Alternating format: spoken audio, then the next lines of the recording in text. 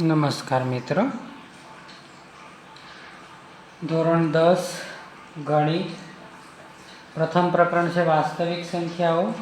આપણે ગયા વિડીયોમાં કોઈપણ પૂર્ણાંકના અવિભાજ્ય અવયવો કઈ રીતે પાડવાના એ શીખેલા। આજે આપણે અવિભાજ્ય અવયવ ઉપરથી ગુસા લસા કઈ રીતે લખાય એ શીખવાનું છે। આપણે સ્વાધ્યાય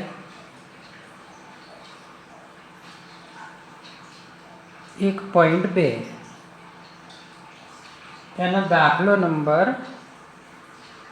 બીજો એની પહેલી આઈટમ છે। એમાં આપણી પાસે બે પૂર્ણાંકો છે 26 અને 91।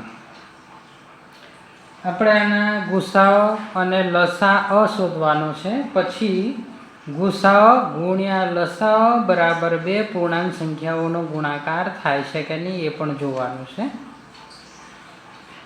આપણે પહેલાં 26ના અવિભાજ્ય અવયવ પાડીએ વૃક્ષની રીતે। 26 છે બેકી સંખ્યા છે એટલે બે ભાગ ચાલશે, તો 26 ભાગ્યા 2 એટલે લખાશે 13। હવે 13 તો અવિભાજ્ય આવી ગયો, એના આગળ અવયવ પડતા નથી એટલે આપણે નીચે લખીશું 26 કોણ છે 2 ગુણ્યા 13। ચાલો 91નો એકી સંખ્યા છે, બે ભાગ નહીં ચાલે, ત્રણેય ભાગ ચલાવી જવાનો। પછી ચારે બે નહીં ચાલે તો ચારે પણ નહીં ચાલે, ને 6 પણ નહીં ચાલે, ને 8 પણ નહીં ચાલે।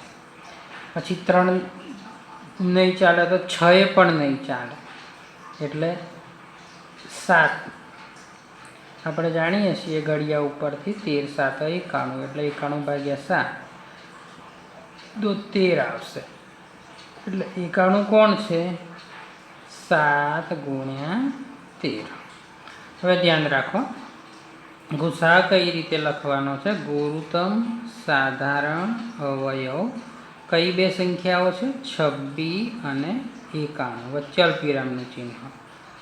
આપણે 26ના અવયવ આ, 91ના અવયવ આ, બંનેમાં જે સામાન્ય અવયવ છે 13 અને 13 એ આપણો ગુસાઅ છે। બગડો આમાં છે પણ આમાં નથી, એવી રીતે સાતડો આમાં છે પણ આમાં નથી એટલે ગુસાઅમાં ના આવે।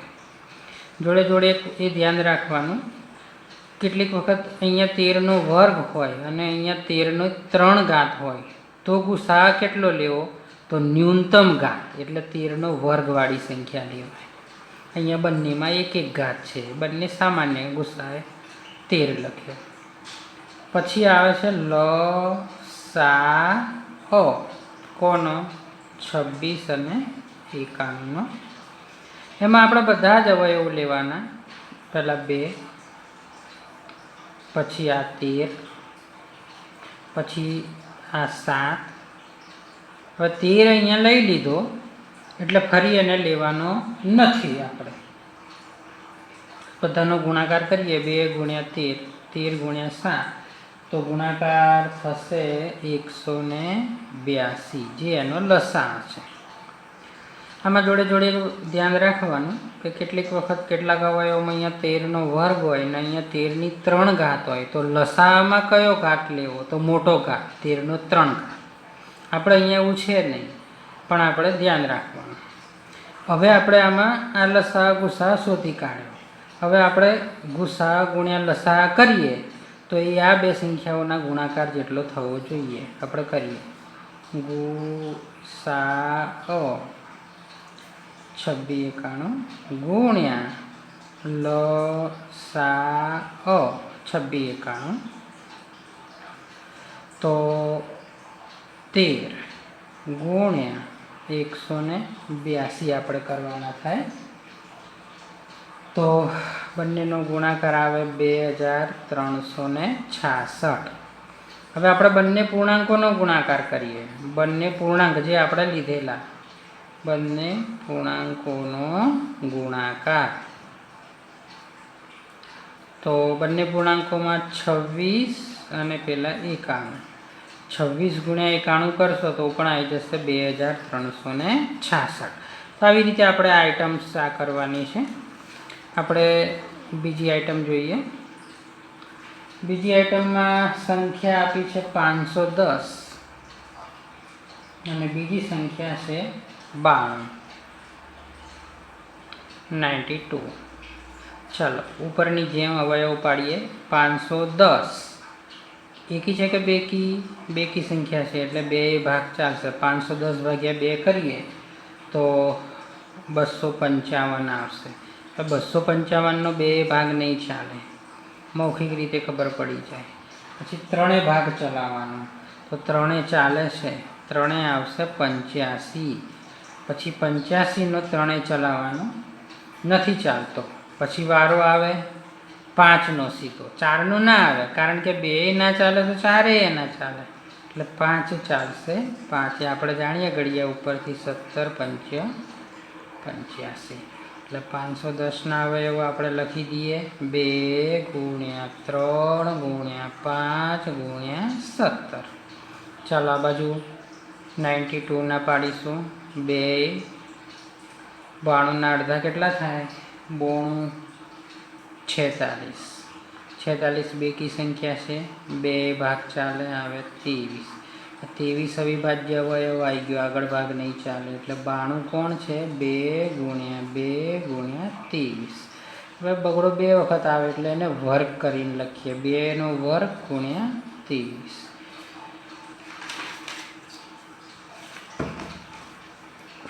ચાલો હવે આપણે લખીશું ગુસાઅ.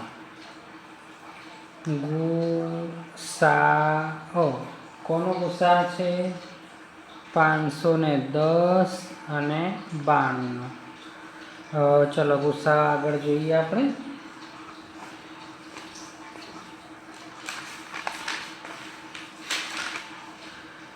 આના અવયવમાં બગડો છે, આના અવયવમાં 2નો વર્ગ છે. આપણે અગાઉ વાત કરી એ પ્રમાણે ન્યૂનતમ ઘાત 2 લખીશું. પહેલાં આ 2 લખ્યા, પછી આગળ જોઈએ 3 આમાં છે પણ આમાં નથી, ના લખાય. 5 આમાં છે પણ આમાં નથી, ના લખાય. 17 આમાં છે પણ આમાં નથી, ના લખાય. 23 આમાં છે પણ આમાં નથી એટલે ના લખાય. એટલે તો આપણો જે બગડો છે એ ગુસાઅ છે આ બગડો. ચલો હવે લખીએ લસાઅ કોનો 510 અને 92નો. અવયવો જોઈએ 2 છે અને 2નો વર્ગ છે અહીંયા એટલે આપણે લસાઅમાં મહત્તમ ઘાત લખીશું 2નો વર્ગ. પછી બાકીના લસાઅમાં બધા જ અવયવો લખવાના છે 3 5 17 અને 23. 3 5 17 23 3 × 5 × 17 લસાઅમાં બધા જ અવયવો લખાય. આ દરેકનો આપણે ગુણાકાર કરવાનો છે તો એ ગુણાકાર 23,460 થઈ ગયો. આ મળી ગયો આપણને લસાઅ મળી ગયો. હવે આપણે ગુસાઅ 510 92 ગુણ્યા લસાઅ 510 92. હવે ગુસાઅ આપણો આવ્યો 2, લસાઅ આવ્યો 23,460. આપણે ગુણાકાર કરીએ તો 46,920 થાય. હવે આપણે બંને પૂર્ણાંકોનો ગુણાકાર કરી જોઈએ. બંને પૂર્ણાંકોનો ગુણાકાર કેટલો થાય છે જોઈએ. આપણી પાસે એક પૂર્ણાંક હતો 510, બીજો પૂર્ણાંક હતો 92. બંનેનો ગુણાકાર પણ આવશે 46,920. ત્રીજી આઈટમ આપણે જોઈશું જેમાં સંખ્યાઓ છે 336 અને બીજી સંખ્યા 54.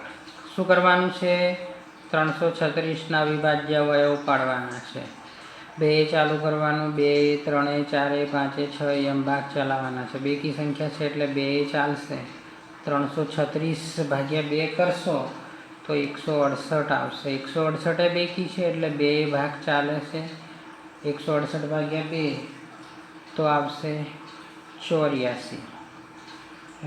ચોર્યાસી પણ બેકી સંખ્યા છે, 2 42, 42 ને 2 21, 21 નો 3 ચાલે છે 7. ચલો 54 ના 2 ભાગ ચાલશે 27, 27 નું 2 નહીં ચાલે, 3 ચાલશે 9, 9 નો 3 ચાલશે 3. હવે અવયવ લખી દઈએ. 336 ના અવયવ લખી દઈએ આપણે. 2 ગુણ્યા 2 ગુણ્યા 2 ગુણ્યા 2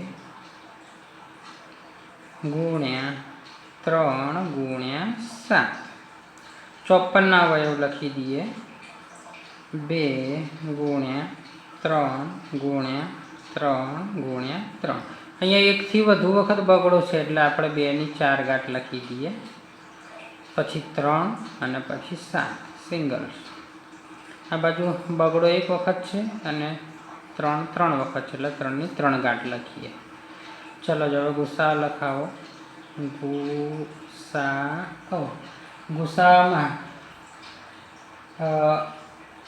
અહીંયા 2 ની 4 ઘાત છે, અહીંયા 2 ની 1 ઘાત છે એટલે આપણે ન્યૂનતમ ઘાત લખાય 2. પછી અહીંયા 3 છે ને અહીંયા 3 ની 3 ઘાત છે તો ન્યૂનતમ ઘાત લખાય 3. અહીંયા 7 છે પણ અહીંયા નથી નીચેનામાં તો નહીં લખાય. ફાઇનલી 2 ગુણ્યા 3 એટલે આપણે ગુસાઅ લખી દેવાનો 6. પછી લસાઅમાં આપણે અહીંયા 2 છે ને 2 ની 4 ઘાત છે તો મહત્તમ ઘાત 2 ની 4 ઘાત લખાય લસાઅમાં. અહીંયા 3 છે ને અહીંયા 3 ની 3 ઘાત છે એટલે મહત્તમ 3 ની 3 ઘાત લખાય. આ 7 લખી લેવા પડે. પછી 2 ની 4 ઘાત 2 દુના 4 દુના 8 દુના 16 થયા. 3 ની 3 ઘાત 3 તારી 9 તારી 27 થયા.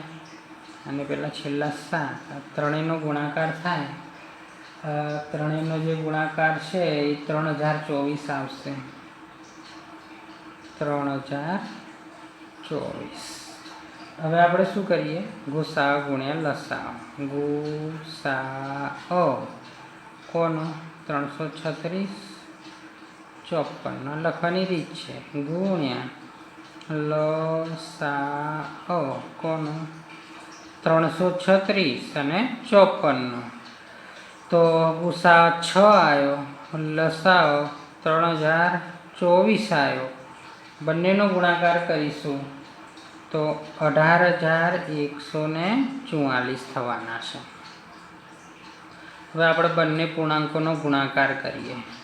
બંને પૂર્ણાંકોનો ગુણાકાર. તો એક પૂર્ણાંક આપણો હતો 336, બીજો પૂર્ણાંક 54 હતો. બંનેનો ગુણાકાર કરીશું તો પણ આવી જશે 18144. બરાબર, સહેલું છે.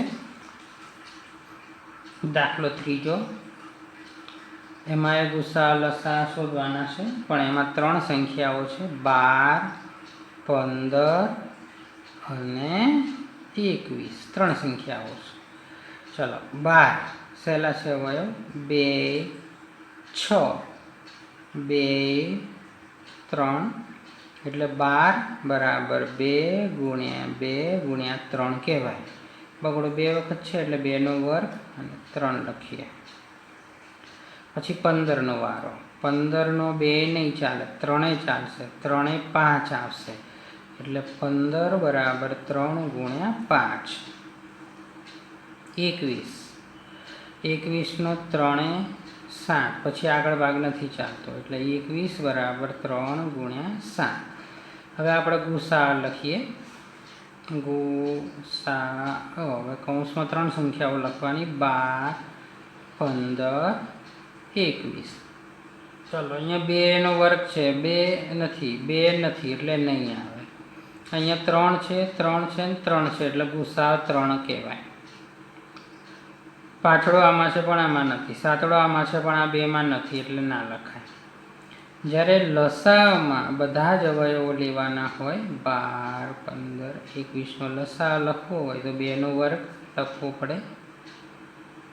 પછી આ તગડો આ 2 ત્રણેયમાં છે તો એક જ વખત લખવાનો.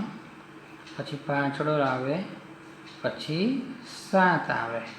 આ બધાનો જો ગુણાકાર કરી દઈએ આપણે તો 420 થશે. આ એનો લસા થયો.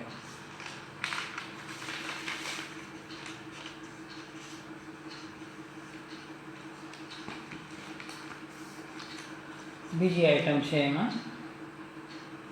બીજી આઈટમમાં સંખ્યા છે 17,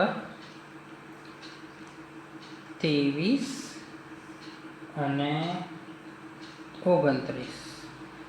મિત્રો આ ત્રણેય સંખ્યાઓ છે અવિભાજ્ય છે, એના અવયવ પડતા જ નથી. 17 અવિભાજ્ય, 23 અવિભાજ્ય, 29 એટલે ગુસાઅ સીધો લખી જ દેવાનો. ગુસાઅ 1 આવશે. 17, 23 અને 29. કોઈ અવયવ કોમન હોય તો એ માત્ર એકડો જ. 17ના અવયવ 17 એકા 17 જ કહેવાય. 23ના અવયવ 23 એકા 23 જ કહેવાય.